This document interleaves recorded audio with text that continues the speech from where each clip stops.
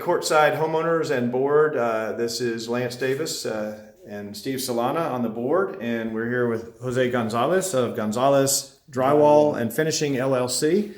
And Steve's actually had some work with him before, vouched for him, and suggested he come and give us an estimate. So now we're talking about after the plumbing is redone, how do we get the unit back the way it was? Okay, so again, the idea is we got these polybutylene pipes in a lot of the units that need to come out, and this unit, by happy fortune, already has the PEX piping in, which is white.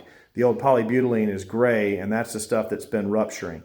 So Jose's just going to kind of tell us his approach to getting this back together after the plumbers have had their cuts. Now remember, we're not exactly sure what cuts the plumbers will have to make in each unit. So we're going on our best guess after interviewing several plumbers. So there will be a little wiggle room. And the first issue is the main plumbing from under the house up into the first floor unit. And this is a first floor unit, number 31.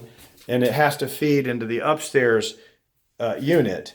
So some of the, and a lot of the action happens in this master closet. Some of the master closets like this one have been refinished with drywall, which takes a little more work and some sanding and some dust. Others are the paneling, like mine is still the paneling, and I just want them to cut a panel and screw it back in place, leave it alone, and then if I do need to get back into the pipes or into the wall, I just got a screwdriver and I'm done.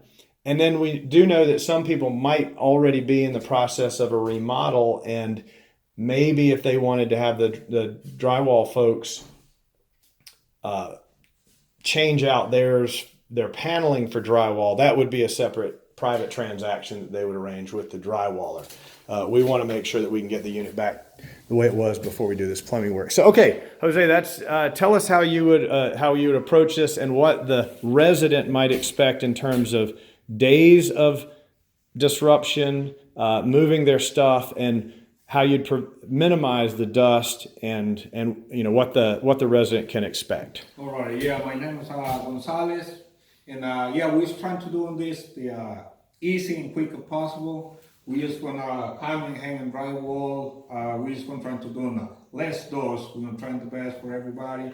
If there's any dust or whatever, we just gonna try to cover all this with plastic, trying to keep the dust down. Whenever we finish, we're gonna do an electrical sander, which is that have a less dust work. It'll be a little bit dust, but not much. And every afternoon, we're gonna try to clean all the panel floor. So the electric sander, meaning it has like a vacuum bag on it. So when you're sanding, it's sucking most of the dust. It's not even getting to the floor. No. A little bit will get into the air and settle back down. Yeah. Hopefully the plastic and the doors catch that, keep it in a compartment, but those electric sanders will be very helpful. Yes, and also, you know, all the time, before we leave, we spend at least 10-15 minutes, do a little bit clean up, you know. Okay. It's like we will make the customer happy. If they have any issue, they can call us and let us know next day, you know, you need to be careful a little bit more on this, and we do it that, you know. We're trying to make everybody happy for it. Right, so it'll be a team effort with the homeowner, the resident, you, and the board to make it a good experience. Yes. Okay? Yes.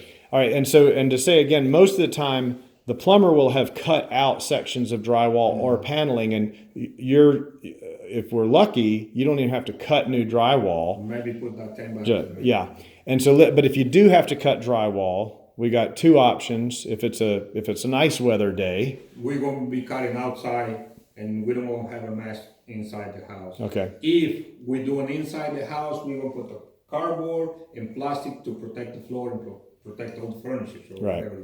And we do have to accept that once we get started, we're going to need to work steady through the weather. So there might be times where we can't wait for good weather for you to cut. We're going to need to cut in that residence, but when possible, it'll be cut outside to minimize dust and mess even more. From your standpoint, is there any reason why someone could not live there during the 1 to 2, maybe 3 days that your crew is doing the restoration? They can live over here because it'll be I hope gonna be nobody waste, you know. We just gonna try to go around the people and, like I say, you know, make everybody happy. You know? Okay. So let's assume now that let's assume the worst case scenario. Let's assume we've got drywall in the closet. Let's assume that the plumbers do have to cut into the ceiling of the downstairs unit some to get to the upstairs plumbing. So let's say that's the worst case scenario. Now the resident, okay, the plumber's just finished on, let's say, March 1.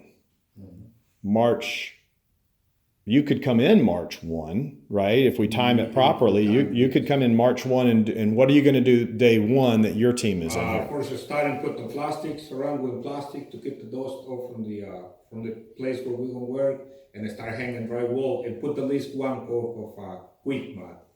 Okay. That's what we're gonna use. Okay. We're trying to have this done quickly. Okay. So and the quick mud we talked about is good for small repairs. If you were doing a new house, you couldn't use quick mud, but if you're doing repair work, that dries really quickly. So even if you've got to do 3 coats of mud, yeah, we can have instead of take with a regular mud, instead of take 4 or 5 days, we can take probably 3 days, to complete the job. Okay, so probably in the worst case, under your plan, you're saying that from the day your team is allowed to start to finish and there's a coat of paint on it, 3 days of entry into the home. 3 to 4 days. Okay, 4 days at the outside, 2 days if it's the best case, like if it's just paneling and no ceiling cuts. No ceilings, yes. The ceiling and the popcorn ceilings are going to take a little bit longer than not said. So we're going to push the plumbers to try to find solutions that have minimal to no ceiling cuts. And some of them have indicated that that's possible. But sometimes we may have a cut. So the resident might experience, in a best case scenario, panel in the closet, no ceiling cuts. What would 2 days? No, 3 days. 3 days. 3 days. Okay. All right. So even with the quick mud, we still need that, and then you got to put some paint on there. Okay.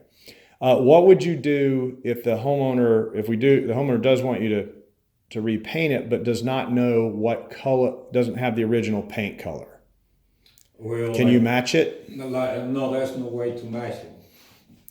Okay. Probably just paint the whole, either closet or if there's a ceiling on the kitchen, just paint the whole.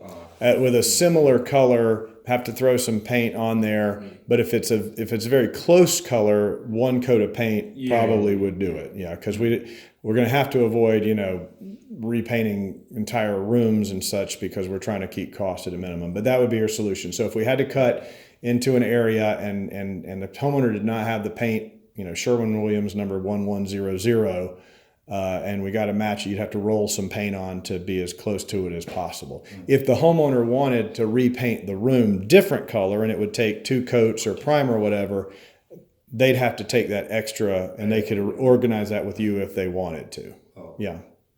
So if we just look at the same thing, if we do have to do ceiling cuts, it seems like this area is kind of the area, the kitchen and that type of thing, although it may be that we can run pipes under the crawl space up the wall to the 2nd floor kitchen, and that might be a pretty easy fix. And then you just have drywall over there. So let's also talk about the day. Okay, let's say it's a 3-day job. A 3-day job. When will the homeowner expect dust to be an issue? Into the last day. The last day. When we're doing the same and all that. All right. So I'm living in the place. The plumbers are gone. Your team is in. I come home. I see white mud around pieces of sheetrock that have been put back on the wall. The next day I'll see some more mud. Yes. And the next day I'll come home. It'll be sanded and painted. And it'll be clean. I might notice a thin film of dust, especially in the work areas. And for a few days, I may want to dust a lot and vacuum a few times. And if it's spring, I could open the windows and that type of thing. Is there any toxicity to sheetrock, to a little bit of sheetrock dust? No, I think everything will be okay. And like I say, we're going to try to do the best. That's what we're doing all the time, Clean everything, and before my guys move to another apartment, I scan myself and supervise to make sure everything is Because you're the big boss. Yeah. It's your company. Yes. Your name on it, right? Yes, sir. Okay. All right. Well, I appreciate your time. That's been a really good explanation. It's helped a lot. Alrighty.